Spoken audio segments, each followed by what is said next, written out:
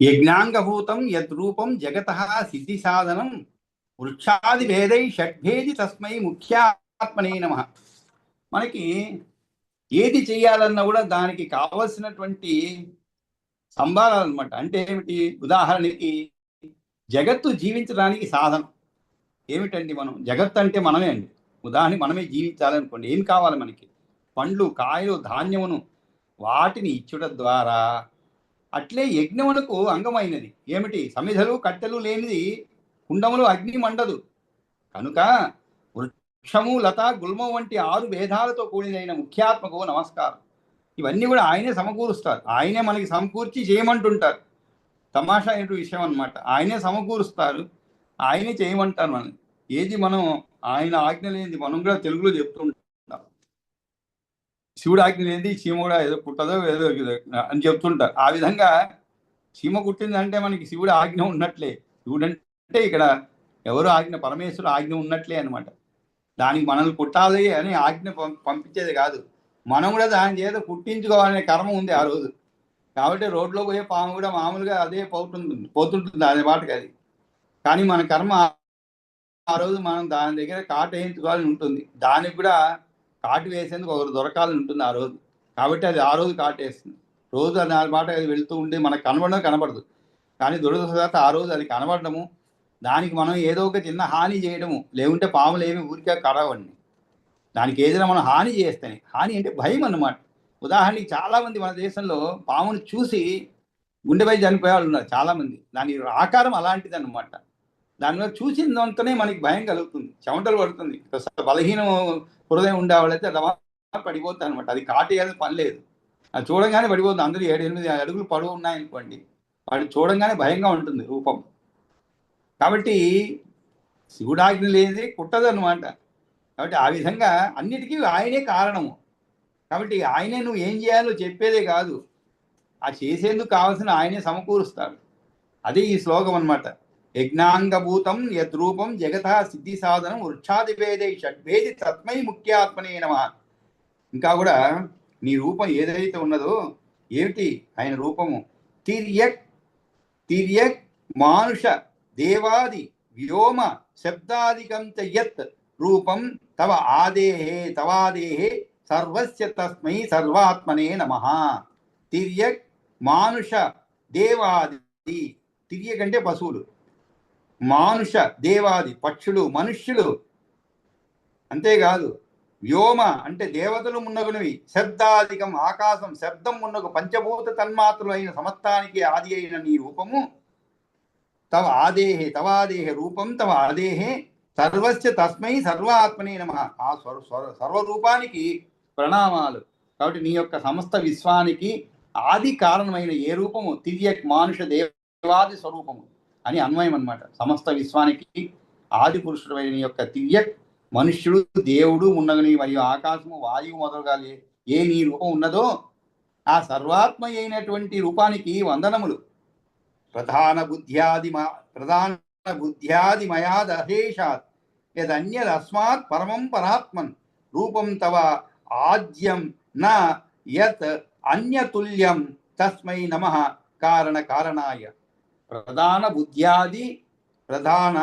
బుద్ధ్యాదిమయాత్ అశేషాత్ అంటే పరమాత్మ ప్రధానం, బుద్ధి మహత్తత్వం ఉన్నగు అఖిల కారణాలకు మూల కారణమై పరమై నీతో సమానమైన మరో రూపం లేకుండా ఏది ఉందో అటువంటి జగత్కారణ స్వరూపానికి వినతులు.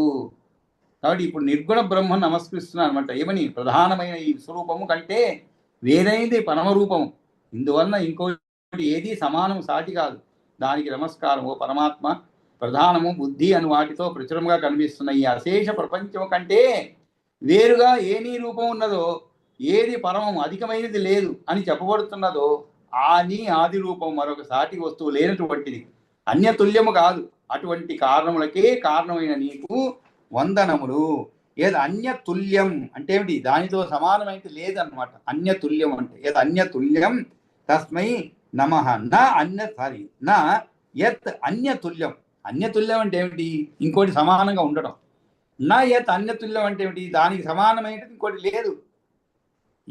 ఆ రూపానికి అటువంటి రూపమునకు తస్మై నమః కారణ కారణాయ కారణ కారణ స్వరూపానికి వినతులు శుక్లాది దీర్ఘాది ఘనాదిహీన అగోచరే యచ్చ విశేషణానాం శుద్ధాది శుద్ధం పరమర్షి దృశ్యం రూపాయ తస్మై భగవన్నతాః స్మః. మహా అంటే ఏమిటి? నమస్కరిస్తున్నాము. ఎలాంటి రూపము? భగవంతుడా తెల్లదనం మొదలైనవి. శుక్ల ఆది, శుక్ల అంటే తెలుపండి. శుక్లాది అంటే ముందు చెప్పిన దాన్ని చూస్తున్న వారి నమస్కరిస్తున్నారు అనమాట. శుక్లాది అని అంటే శుక్లత్వం అంటే ఏమిటి? ఉన్నగుని ఎంతగా ఉన్నప్పటికీ వాటికి నిషేధాన్ని చెప్పి మొత్తంగానే ఏ విశేషణాలు లేవని నిషేధాన్ని చెప్తున్నాడు. అగోచరాన్ని. ఏ భగవంతుడా నీ రూపము తెలుపు నలుపు పొడవు పొట్టి బరువైనది తేలికైనది అనే విశేషణాలు కలది కాదు. శుక్లాది దీర్ఘాది ఘనాది హీనం. ఘనాది హీనం అంటే ఏమిటి? లేనటువంటిది అనమాట. అంటే ఏమిటి? తెల్లదనం మొదలైనవి. దీర్ఘ ఆది అంటే పొడవు మొదలైనవి. ఘన ఆది అంటే గట్టిదనం మొదలైనవి. హీన లేనిది. ఏ విశేషణాలకు అగోచరే యచ్చ విశేషణానం. అగోచరే అంటే ఏమిటి?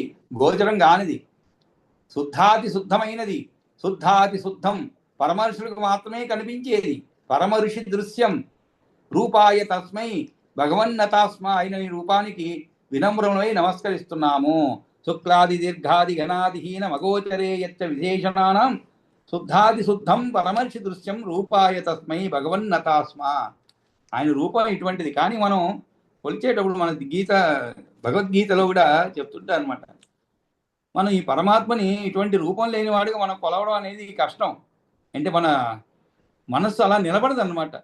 కాబట్టి మనం ఏం చేస్తుంటాం? ఏ కృష్ణుడు గానో లేదు ఏ లక్ష్మీ నరసింహస్వామి గానో ఏదో ఒక రూపాన్ని కొలుస్తుంటాం. అలా కళ్ళు మూసుకుంటే మనకి ఏ రూపం లేకుండా ఉండలేము. మనం ఎదురుగా ఒక రూపాన్ని కొలుస్తూ ఉంటాం అనమాట. అంటే దాని వలన నారాయణుని కొలిచినట్లే అనమాట. కాకపోతే ఆయన అవతారాల్లో ఏదో ఒక దాన్ని తీసుకొని మనం కొలుస్తూ ఉంటాం. కొలవడం ఏమిటి? ధ్యానం చేస్తూ ఉంటాం. ఆయన రూపాన్ని ధ్యానం చేస్తాం. అది కూడా చాలా కష్టమైనదండి.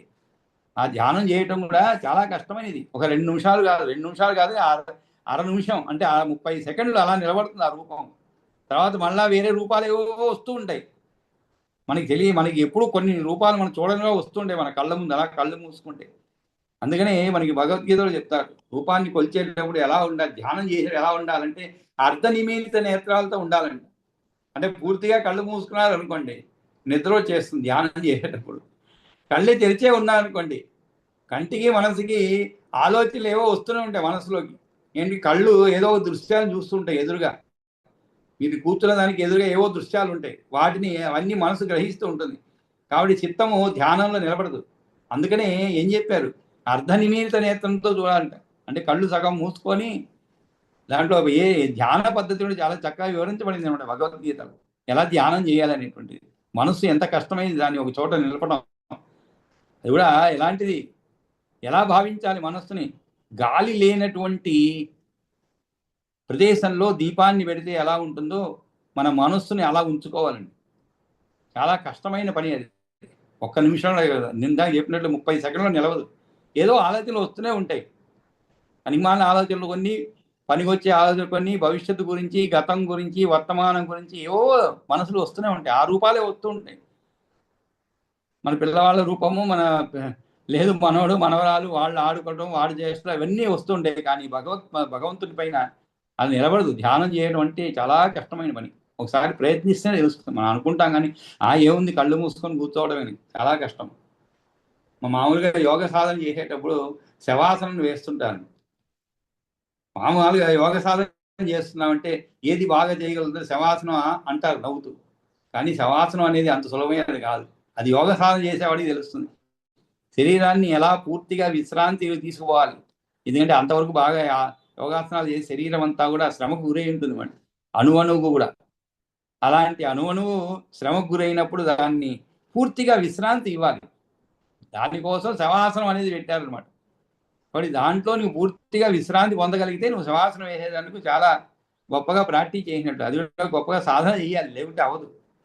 ఆ విధంగా కొన్ని సులభం అనిపిస్తుంది కానీ కష్టము. కాబట్టి ఇక్కడ తెల్లదనం మొదలైనవి, పొడవు మొదలైనవి, గట్టిదనం మొదలైనవి లేనిది. మరి ఎలా మనం ఆయన రూపాన్ని ఎలా స్మరిస్తాము, ఎలా ధ్యానిస్తాము? అందుకనే మనకంటూ కొన్ని రూపాలు, విష్ణు రూపము, కొన్ని అవతారాలు ఏవే ఉన్నాయో వాటిలో ఒక రూపాన్ని తీసుకొని మనం ధ్యానిస్తూ ఉంటాం. అదేవిధంగా సరస్వతి ధ్యానం, సరస్వతి చేసేటప్పుడు సరస్వతి రూపాన్ని మన కళ్ళ ముందు పెట్టుకోవాలి. అందుకే కొంతకాలం ఒక ఫోటో పెట్టుకున్నాం అనుకోండి, ఆ రూపం అలా చూస్తూ చూస్తూ ఉంటే కొన్ని రోజులకు ఫోటో లేకుంటే కూడా ఫోటో ఉన్నట్లే అనిపిస్తుంది. అక్కడ ఆ రూపం అలా నిలిచిపోతుంది మనసులో. అలా చేయాలి ధ్యానం అనేది. ఆ విధంగా పరమర్శులకు మాత్రమే కనిపించేది శుద్ధాది శుద్ధమైనది అయిన నీ రూపానికి వినమ్రమై నమస్కరిస్తున్నాం. ఎన్న శరీరేషు యదన్య దేహేషు అశేష జంతుషు అజమం అవ్యయం యస్మాచ్చ నా అన్యత్ వ్యతిరిక్తం అస్తి బ్రహ్మస్వరూపాయ నతాస్మతస్మై.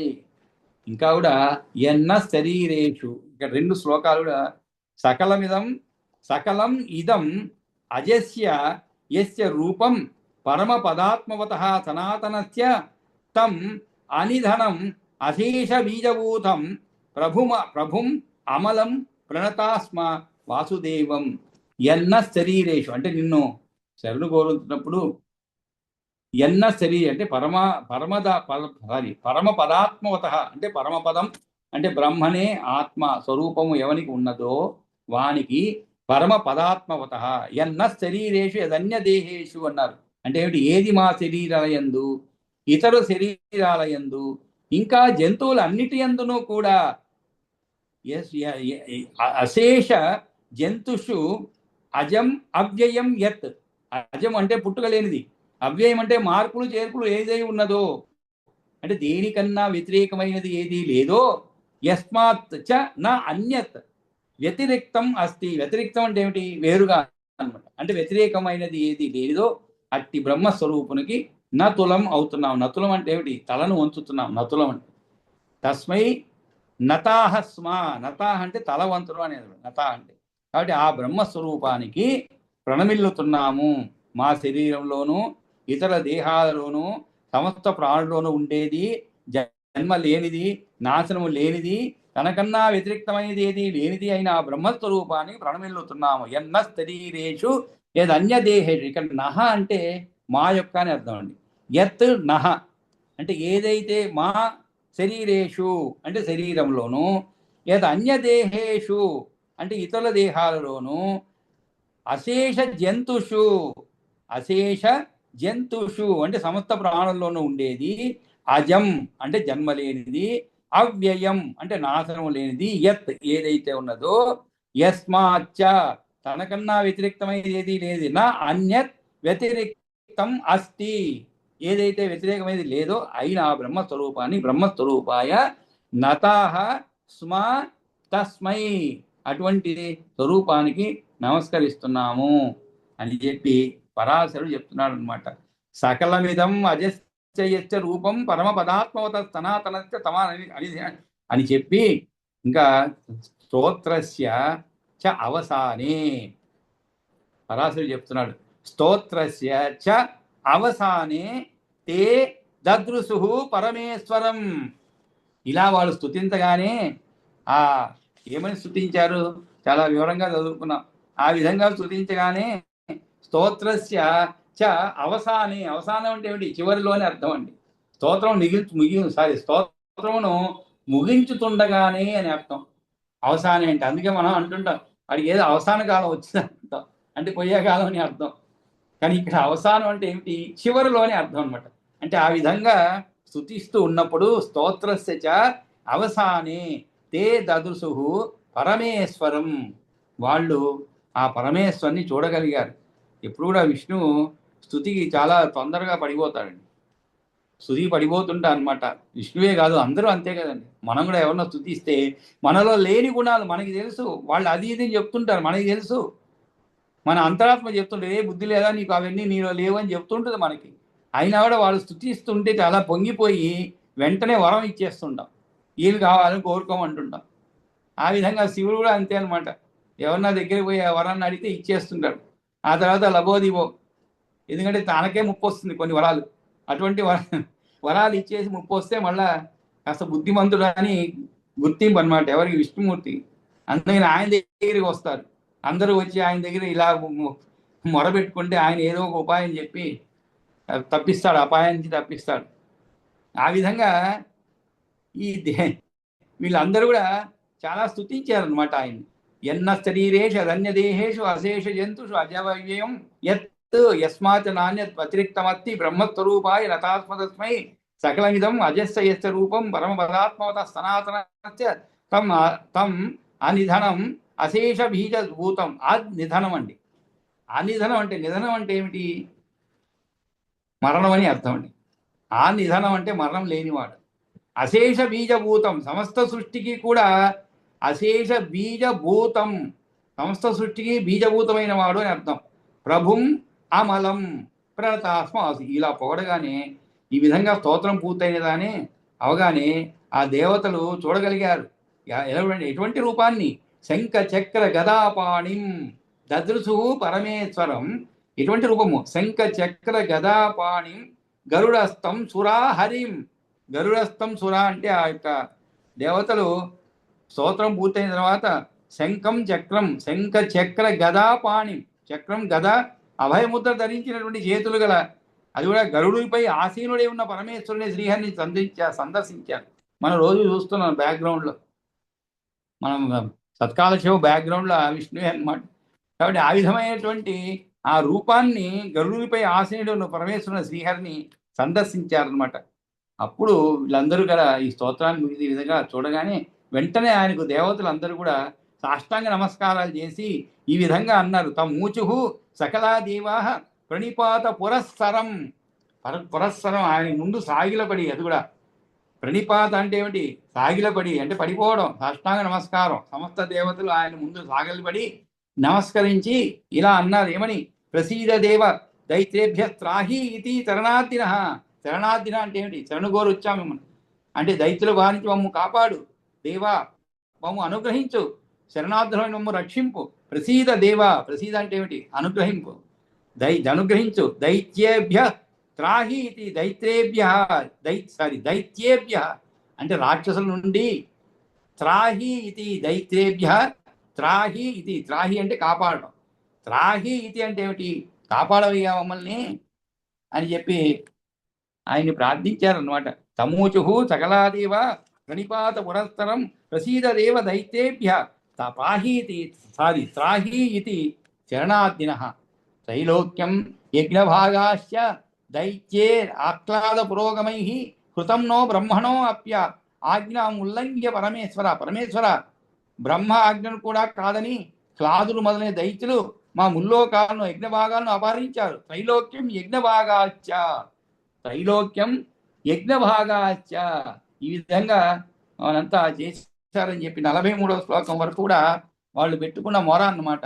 ఇంకా ఏం చెప్పారు? యజ్ఞప్యశేషభూతశ్చ వయం తేజ తవాంసచాహ తదా అప్యవిద్యా వేదేన భిన్నం పశ్యామహే జగత్ స్వర్ణధర్మావిరతా వేద మార్గానుసారిణ నశక్యాప్తేరయో అరయో హంతుమస్మాభిः తపసాన్వితాః తముపాయమయే ఆత్మన్నస్మాకం దాతుమర్హసి येन తానసురాన్ హంతుం భవేమ భగవన్ క్షమాః ఇత్యుక్తో భగవాన్ తేభ్యో మాయామోహం తరీగతః తముత్పాద్య తదో విష్ణుప్రాహ చేదం సురోత్తమాన్ మాయామోహో అయమఖిలాన్ దైత్యాన్ తాన్ మోహమిష్యతి తతో వధ్యా భవిష్యంతి వేదమార్గ బహిష్కృతాః స్థితౌ తితశ్చ మే వధ్యా యావంతః పరివంతినః బ్రహ్మణో ఏ అధికారస్య దేవదైత్యాధికాతురాః.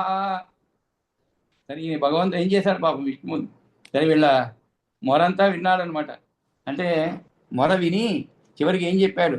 సరే, మేము ఆ దైత్యులు కూడా సమస్తము నీ స్వరూపమైన అంశం వల్ల సంభవించిన వారమైన అజ్ఞానం వల్ల జగత్తును భిన్నంగా చూస్తున్నాము. వీళ్ళు చెప్తున్నారు ఇంకా ఏమని? త్రైలోక్యం యజ్ఞభాగచ్చ దైత్యే క్లాద పురోగమై. ఈ విధంగా మమ్మల్ని అపహరించారు, మా ఉల్లోకాలను యజ్ఞభాగాలను కూడా. హృతం నహ. హృతం అంటే ఏమిటి? అపహరించడం. హృతం నహ బ్రహ్మణో అపి అపి అజ్ఞానం అపి ఆజ్ఞాం ఉల్లంఘ్య. బ్రహ్మణో అపి ఆజ్ఞాం ఉల్లంఘ్య. ఉల్లంఘ్య అంటే ఏమిటి? దాటడం. ఎవరిని దాటారు? ఆయనకు ఆజ్ఞను. ఎవరి ఆజ్ఞను? బ్రహ్మణో అంటే బ్రహ్మ యొక్క ఆజ్ఞను కూడా కాదని క్లాదులు మొదలైన దైత్యులు మా ముల్లోకాలను యజ్ఞభాగాలను అపహరించారు. అంతేకాదు యజ్ఞశేషభూతశ్చ వయం తేజ తవాంసజ. మేము ఆ దైత్యులు కూడా సమస్తము నీ స్వరూపమైన అంశం వల్ల సంభవించిన వారమైనా అజ్ఞానం వల్ల జగత్తును భిన్నంగా చూస్తున్నాం. తదాపి అవిద్యాభేదేన తదాపి అవిద్యాభేదేన భిన్నం పశ్యామహే జగత్. అంటే ఏమిటి? అందరం కూడా ఆ దైత్యులు కూడా సమస్తం నీ స్వరూపమైన అంశం వల్ల సంభవించిన వారమైనా అజ్ఞానం వల్ల జగత్తును భిన్నంగా చూస్తున్నాం అన్నమాట. కాబట్టే స్వవర్ణ ధర్మాభిరత, మా శత్రువులు కూడా తమ వర్ణాలకు సంబంధించే ధర్మాలపై ఆసక్తి గలవారు. స్వవర్ణ ధర్మ అభిరత వేద మార్గానుసారిన, వారు వేద మార్గాన్ని అవలంబిస్తున్నారు. ఆ కారణంచే న శక్త్యాహ తే అరయో హంతుం అస్మాభి తపసాన్వితా. తపస అన్విత అంటే మేము తపోనిరతులైనా కూడా వారిని మేము చంపడానికి తగిన వారం కాలేకపోతున్నాం. న శక్యాహ తే అరయో హంతుం అస్మాభి. అరయో అంటే శత్రువులు. అంటే ఏమిటి? వారు కూడా ఏం తక్కువ కాదు. మరి రావణాసురుని చంపలేకపోయాడు శ్రీరామచంద్రుడు. ఎంతగానో యుద్ధం జరిగింది. ఆ తర్వాత అగస్త్యుడు వచ్చి ఆ యొక్క సూర్యుని ఉపాసన చెప్పి ఆయనకు ఒక కొత్త శక్తిని ఇచ్చాడనమాట శ్రీరామచంద్రుడికి. అదే ఆదిత్య హృదయం. మనం కూడా చదువుకున్నాం రామాయణంలో, ఆదిత్య హృదయం అన్నమాట. అది దాన్ని సూర్యుడికి ఉపాసన చేయమని చెప్పి అగస్త్యుడు చెప్పిన తర్వాత ఆయన దారిలో ఆయన వెళ్ళిపోతే వెంటనే పాపం శ్రీరామచంద్రుడు అంత కష్టపడ్డాడు. ఊరికే కాదు, ఏదో సినిమాల్లో లాగా 2 దెబ్బలు కొడితే హీరో విలన్ పడిపోవటం కాదు. విలన్ కూడా గట్టివాడే, తక్కువైన వాడు కాదు. ఆయన కూడా శివభక్తుడు. పాపం దురదృష్టవశాత్తు ఆయనలో ఇది ఒక్క చెడ్డ గుణం అనమాట. ఈ యొక్క చెడ్డ గుణం అందువల్లనే ఆయన పతనం అయిపోయాడు అనమాట. స్త్రీలోలత్వం అనమాట. అందువల్లే పడిపోయాడు, లేకుంటే పడిపోయాడు కాదు. దానికి ఇంకా అనేక కారణాలు ఉంది అనుకోండి. ఆ విధంగా మనిషిలో ఏదో ఒక్క బలహీనత ఉంటుందండి. ఆ బలహీనతనే అధపతనానికి తీసుకుపోతుంది. అందులో ముఖ్యంగా ఇటువంటి విషయాల్లోనే అనమాట, స్త్రీల విషయంలో ఎక్కువ అది బాధిస్తుంది అనమాట. కాబట్టి సువర్ణ ధర్మాభిరత వేద మార్గానుసారిణ కాబట్టి నశక్యాతి అరయో హంతుం అస్మాభి తపసాన్విత తమ ఉపాయం అమేయాత్మన్. కాబట్టి మీరు ఏం చేయాలి? అమేయాత్మ తం ఉపాయం అమేయాత్మన్ అస్మాకం దాతుమర్హసి. కాబట్టి వారిని చంపే తం ఉపాయం, ఆ ఉపాయాన్ని, ఏ ఉపాయం? అస్మాకం దాతుం అర్హసి, మాకు అట్టి ఉపాయాన్ని మాకు ప్రసాదించడానికి తగి ఉన్నావు భగవంతుడా. ఏన తాన్ అసురాన్, ఏ భగవంతుడా ఏ విధంగా ఆ అసురులను వధించడానికి, హంతం భవేమ భగవన్ క్షమాహ, సముద్రం కాగలం క్షమా అంటే. కాబట్టి అమేయాత్మ, కాబట్టి వారిని చంపే ఆ ఉపాయాన్ని మాకు ప్రసాదించడానికి తగి ఉన్నావు భగవంతుడా.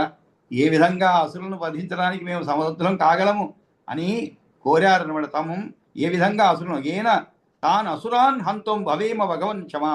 ఏన తాన్ అసురాన్, ఏన అంటే ఏ ఉపాయం చేత వాళ్ళని మేము చంపగలము, ఏమంటే మా వల్ల అవటం లేదు అని చెప్పి వీళ్ళు ప్రార్థిస్తున్నారు.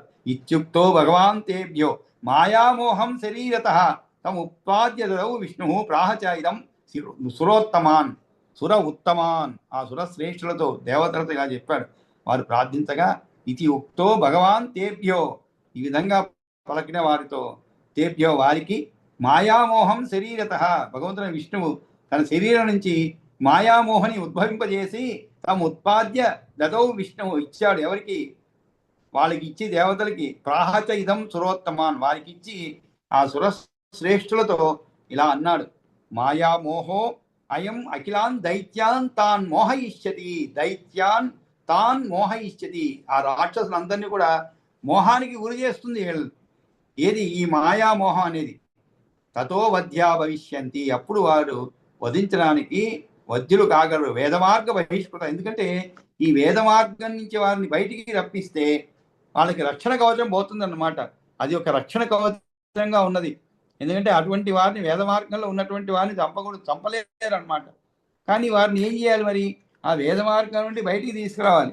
అంటే ఆ రక్షణ కవచాన్ని తొలగించగలగాలి. ఆ పని ఈ మాయామోహో అయం అఖిలాన్ దైత్యాన్ తాన్ మోహయిష్యతి, వీడు సమస్త దైత్యులను కూడా మోహింపజేస్తాడు. అప్పుడు వారు వేద మార్గం నుంచి బహిష్కృతులు అవుతారు. అంతవారు వధ్యులు కాగలరు. స్థితౌ తితశ్చమే వధ్య యావంత పరిబంధిన. అంతేకాదు, రక్షణ స్థితిలో ఉన్న నేను బ్రహ్మ అధికారానికి వ్యతిరేకంగా శత్రులుగా ఉన్న దేవత్యాదులు ఎవరైనా సరే వారిని నేను సంహరిస్తాను. బ్రహ్మణో ఏ అధికారస్య దేవదైత్యాధికాసుర, కాబట్టి నేను బ్రహ్మ అధికారానికి వ్యతిరేకంగా శత్రువులుగా ఉన్న దేవదైత్యాదులు ఎవరైనా సరే వారిని నేను, అంటే ఆ మాయలో దేవతలు పడినా వారైనా కూడా వజ్రులు అవుతారని భావం అన్నమాట. అంటే ఏమిటి, మీకు ఈ మాయామోహాన్ని ఎందుకు ఇస్తున్నారు? మీకు ఇతన్ని తీసుకొని పోయి వారిపైన ప్రయోగించాలి, రాక్షసుల పైన. అప్పుడు వారు చంపబడతారనమాట. అది కర్మవశాత్తు మీరు కూడా ఒకవేళ ఈ వేద మార్గం నుండి తప్పిపోయారనుకోండి, అంటే దీని మోహం వలన, అప్పుడు ఏమవుతుంది? మిమ్మల్ని మీరు కూడా నా చేత వధ్యులవుతారు అని భావం అన్నమాట. స్థితో స్థితశ్చమే వధ్య యావంత పరివంతిన బ్రహ్మణో ఏ అధికారచ దేవదైత్యాధికాసుల. ఎవరైనా సరే దేవదైత్యాదులు ఎవరైనా సరే వారిని నేను సంహరిస్తాను అని చెప్పడం జరుగుతుంది. కాబట్టి ఈ విధంగా ఓ పరమేశ్వర, బ్రహ్మగారి యొక్క ఆజ్ఞను కూడా మీరిపోయి త్రైలోక్య రాజ్యమును యజ్ఞాల్లో ఇచ్చే భాగమును క్లాదులు మొదలుగా రాక్షసులు బలవంతంగా అపహరించినారు. ఓ స్వామి, మేమందరమును మీ యొక్క అంశమే అయి ఉన్న అవిద్యా కారణం చేత సమస్త జగత్ స్వరూపుడమైన నీకన్నా వేరుగా మేము జగత్తును చూస్తున్నాము. అది అట్లుండగా వారి వారి వర్ణధర్మములందు ఆసక్తులై వేదంలో చెప్పబడిన సత్మార్గమును అనుసరిస్తూ తపస్సుతో కూడి ఉన్న అన్నందరం వారిని మేము చంపలేకపోతున్నాం. కావున ఓ అమేయాత్మ, వారిని మట్టుబెట్టే ఉపాయాన్ని మాకు అందించు. అందువలన ఓ భగవంతుడా, మా శత్రువులను మట్టి కల్పించగలము అని ప్రార్థించారనమాట. అప్పుడు పరాశరుడు చెప్తున్నాడు ఏమని, ఇట్లాగా వారు వేడుకోగానే భగవంతుడు ఏం చేశాడు? తన శరీరం నుండి మాయామోహుణ్ణి పుట్టించి దేవతలకు అప్పగించి దేవతలు ఇట్లా అన్నాడు అనమాట. ఏమని? ఈ భగవానుడు చెప్పాడు ఏమని, ఇదిగో ఇతడు మాయామోహుడు, ఈయన దైత్యులందరినీ కూడా తన మాటల చేత మోహపడినట్లు చేస్తాడు. దానితో వారు వేద మార్గం నుండి ప్రక్కకు తప్పుకుంటారు. అప్పుడు దైత్యేయులు మీ చేతుల్లో మృతి చెందుతారు. జగత్ యొక్క ఉనికిని నిలపడానికి దీక్షా కంగనాన్ని కట్టుకున్న నాకు శత్రువులు ఎంతమంది ఉన్నా చంపదగిన వారే. అందులోనూ బ్రహ్మ యొక్క అధికారాన్ని ధిక్కరించినట్లయితే దేవతలను దైత్యులను ఎవరినైనా వధించి తీరుతాను అని చెప్పి వారిని పంపిస్తాను అనమాట. అప్పుడు తద్గతచ్చత నభీహి తద్గచ్చత. కాబట్టి తద్గచ్చత, గచ్చ అంటే వెళ్ళుము, మీరేం భయపడొద్దు. నభీహి, ఏమి భయపడొద్దు. నకార్య మాయామోహో అయం అగ్రత, ఈ మాయామోహని ముందుంచుకొని నడవండి. గచ్చత్వ గచ్చత వధ్యోపకారాయ, గచ్చత గచ్చత వధ్యోపకార, ఇతడు నీకు ఉపకారం చేసేవాడు కాగలడు. కాబట్టి భవతాం భవిత సురాహ, అంటే ఇతన్ని ముందుంచుకొని నడవండి, ఇతను మీకు ఉపకారం చేసేవాడు కాగలడు అని విష్ణువు చెప్తాడనమాట. ఆ తర్వాత ఇత్యుక్త ప్రణిపత్యయనం యయుహు దేవా యథాగతం. యయుహు అంటే వెళ్ళారు. ఎవరు? దేవతలు. ఎలాగా? యథాగతం, యథా ఆగతం, ఎలా వచ్చారో అలా వెళ్ళిపోయారు. ఇలా చెప్పగానే ప్రణిపత్యయనం, భగవంతుడు ఇలా చెప్పగానే ప్రణిపత్యయనం అంటే చెప్పగా దేవతలు ఆయనకు వినయపూర్వకంగా నమస్కరించి ఎక్కడి నుంచి వచ్చారో అక్కడికి వెళ్ళారనమాట. యథాగతం మాయామోహో అపి తైహి సార్థం, ఈ మాయామోహుడు కూడా వారితో కలిసి మహాసురులు ఉన్న చోటికి వెళ్ళాడు. యయౌ యత్ర మహాసురులు ఉన్న చోటికి వెళ్ళాడు. కాబట్టి ఓ దేవతలారా, మీరు మీ ఇళ్ళకి వెళ్ళండి, భయపడవలసిన అవసరం లేదు. మీకు ఈ మాయామోహుడు ఎదురుగానే ఉంటాడు, మీకు మేలు కలిగించడానికి సదా ప్రయత్నం చేయగలడు అని హరి అభయం ఇచ్చినాడు. కాబట్టి పరాశరుడు చెప్తున్నాడు, ఈ విధంగా ఊరడింపబడిన దేవతలు శ్రీమన్నారాయణకి బోర్లాబడి నమస్కరించినారు. వచ్చిన త్రోవలో వెళ్ళిపోయినారు.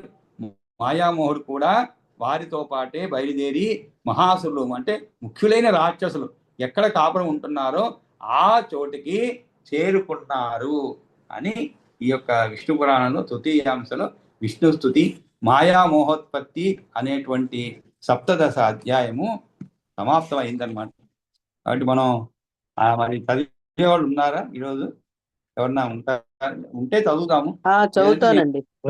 నేను చదువుతాను. ఎవరన్నా చదవండి, చెప్తాను మీకు ఎక్కడి నుంచి చదవాలి అంటే.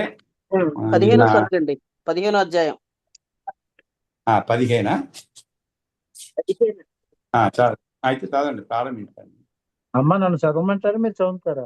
చదవండి, పర్వాలేదు, చదవండి. పంచదశోధ్యాయ శ్రాద్ధ విధి. ఔర్వ ఉవాచ బ్రాహ్మణాన్ బోధయేత్ శ్రాద్ధే యద్గుణాన్ తన్నిబోధ మే. త్రినాచికేతః త్రిమధుః త్రిసుపర్ణః షడంగవిత్. బ్రాహ్మణాన్ స్త్రీ సువర్ణ, మధు స్త్రీ సువర్ణ, సువర్ణ. సుపర్ణ అని సుపర్ణ ఉండాలి. అంటే సువర్ణ గరుత్మంతుడు అవుతాడు. పర్ణ అంటే రెక్కలు, సుపర్ణ అంటే పక్షి అనమాట, అంటే గరుత్మంతుడు. ఇక్కడ సువర్ణ. శ్రీ సువర్ణ షడంగవిత్ అడిగా. వేద విశ్రోత్రియో యోగి తథా వై జ్యేష్ఠ సామగః ఋత్విక్ స్వశ్రీయ దౌహిత్ర జామాత్ర శ్వశురాస్తదా. మాతులో జామాతృ అవుతుందండి. జామాతృ శ్వశురాస్తథ. జామాతృ అంటే అల్లుడు. శ్వశురాస్తదా జామాతృ అంటే అల్లుడు. అడిగా. మాతులో తపోనిష్టః పంచాగ్ని అభిరత స్తథా శిష్యాః సంబంధిని చైవ మాతా పితృపరచ్చయః. పితృరతశ్చ. పితృరతశ్చ. మాతా పితృపరచ్చయాః రతశ్చ. రతశ్చ అవుతుంది. అంటే మీ దగ్గర పరశ్చ ఉందా? మాతా పితృ పరశ్చ అంటే సరిపోతుంది. రత అంటే వారిలో ప్రీతి కలిగి ఉండడం రత అంటే. మాతా పితృ రతశ్చ అంటే తల్లిదండ్రుల ఎందుకు ప్రేమ కలిగిన వాడు అని అర్థం, ప్రీతి కలిగిన వాడు. ఇక్కడ మాతా పితృ పరచ్చయాః. ఆ పరశ్చ కూడా అదేలేండి. మాతాపితృ పరుడు అంటే కూడా తల్లిదండ్రులు పూజించేవాడని. రత అంటే వారిలో ప్రేమ ఉండేటువంటి వాడు అని అర్థం. రతుడు అంటే అదే అన్నమాట. రెండింటికి సమానం వస్తుంది. సరే అడిగా. ఏతాన్ని యోజయేత్ శ్రాద్ధే ఏతాన్ని యోజయేత్ శ్రాద్ధే పూర్వోక్తాన్ ప్రథమే నృప బ్రాహ్మణాన్ పితృః తుష్ట్యర్థం తుష్ట్య అర్థం అనుకల్పేష్వ అనంతరాన్. మిత్ర ఏతాన్ నియోజయేత్ అని చదవండి. ఏతాన్ నియోజయేత్ శ్రాద్ధే. నియోజన అంటే ఉంచడం అన్నమాట. వారిని నియోజయేత్ శ్రాద్ధే. పూర్వోక్తాన్ ప్రథమే నృప బ్రాహ్మణాన్ పితృతో తుష్ట్యర్థం అనుకల్పేష్వ అనంతరాన్. అడిగా. మిత్రదృక్ కునకీ క్లిబః శ్యామదంతః తథా ద్విజః కన్యా దోషయత వహిని వేదోజ్జుః సోమ విక్రయా.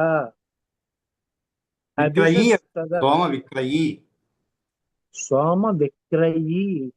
అడిగా. అభిషస్తథా స్థేనః విష్ణో గ్రామయాజకః భృతకాధ్యాపకః తద్వత్ భృతకాధ్య పితచ్చయాః. భృతక అధ్యాపక తద్వత్. భృతక అధ్యాపక తద్వత్ అంటే అదే విధంగా.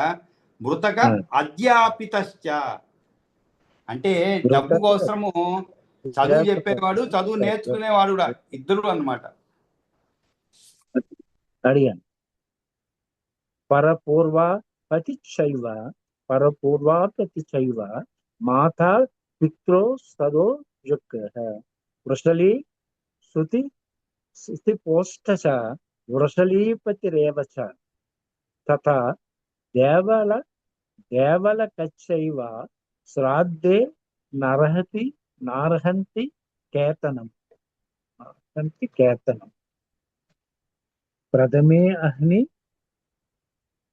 బుధసస్తాన్ శ్రోత్రియాధీన్ నిమంత్రయేత్ కథయేచ్చ తదైవైషాం నియోగాన్ పితృదైవికాన్. తతః క్రోధ వ్యవాయ ఆధీన ఆయుషం చ ద్విజై సహ యజమానో న కుర్వీత దోషస్తత్ర మహానయం. శ్రాద్ధే అయం అంటే అది మహానయం కాదు, మహాన్ అయం అంటే చాలా మహాన్ తీవ్రమైనటువంటి దోషం. మహానయం. శ్రాద్ధే నియుక్తో భుక్త్వా వా భోజయిత్వా నియుజ్య చ వ్యవాయు రేతసో గత్తే మజ్జ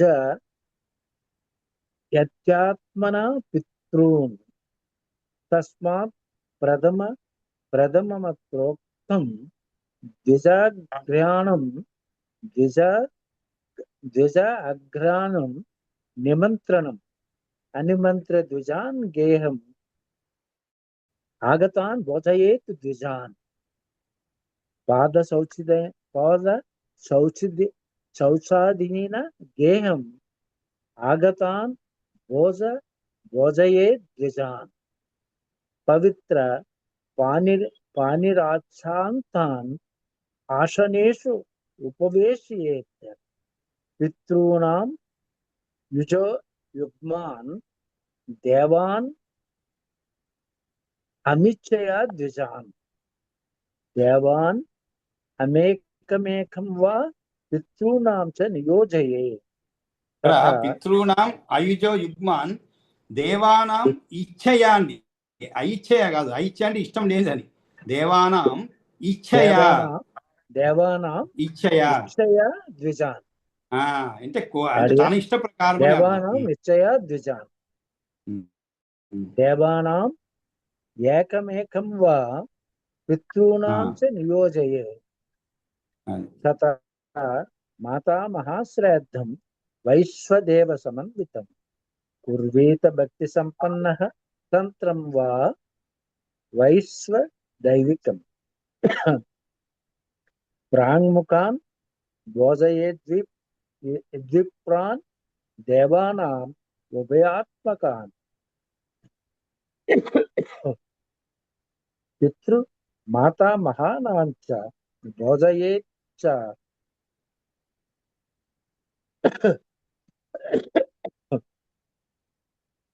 అపి ఉన్ముఖాన్ ఉదన్ముఖాన్ అంటే ఉత్తర ముఖంగా అని అర్థం. ఉదన్ముఖాన్ అలాగా. పృథక్తయో కేచిదాహుః శ్రాద్ధస్య కరణం నృప ఏకత్రైకేన పాకేన వదంత్యన్యే మహర్షయ విస్తారార్థం కుశాన్ దత్వా సంపూజ్య అర్ఘ్య విధానతః కుర్యాత్ ఆవాహనం ప్రాజ్ఞో దేవానాం తదనుజ్ఞయః యవాతి అంబున చ దేవానాం దర్ఘ్యం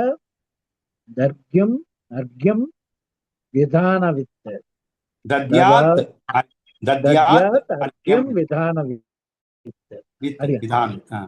స్రగంధ దోపదీపాంచ దత్వా తేభ్యో యథావితి పితॄణాం అపసవ్యం తత్సర్వమేవ ఉపకల్పయేత్ అనుజ్ఞాంచ తతః ప్రాప్య దత్వా దర్భాన్ విదాకృతాన్. సమయం అయిపోవచ్చింది. స్వస్తి ప్రజాభ్యః పరిపాలయంతాం న్యాయేన మార్గేణ మహీమహీష గో బ్రాహ్మణేభ్యः శుభమస్తు నిత్యం లోకాః సమస్తాః సుఖినో భవంతు కాలే వర్షతు పర్జన్యః పృథివీ సస్యశాలినీ దేశోऽयं శోభరహితో బ్రాహ్మణాः సంతు నిర్భయాः అపుత్రः పుత్రిణः సంతు పౌత్రిణः అధనాः సధనాः సంతు జీవంతు శరదాः శతం కాయేన వాచా మనసేంద్రియైర్వా బుద్ధ్యాత్మనా వా ప్రకృతే స్వభావాత్ కరోమి యద్యత్ సకలం పరస్మై నారాయణాయేతి సమర్పయామి. యదక్షరపదభ్రష్టం మాత్రాహీనం తు యద్భవేత్ తత్సర్వం క్షమ్యతాం దేవనారాయణ నమోస్తుతే. విసర్గబిందుమాత్రాణి పదపాదాక్షరాణి చ న్యూనాని చ అతిరిక్తాని క్షమస్వ మహేశ్వర. కాబట్టి మనం రేపు కలుసుకున్నప్పుడు కంటిన్యూ చేద్దామండి. నమస్కారం అండి. సర్వే జన సుఖినో భవంతు. నమస్కారం. దాసం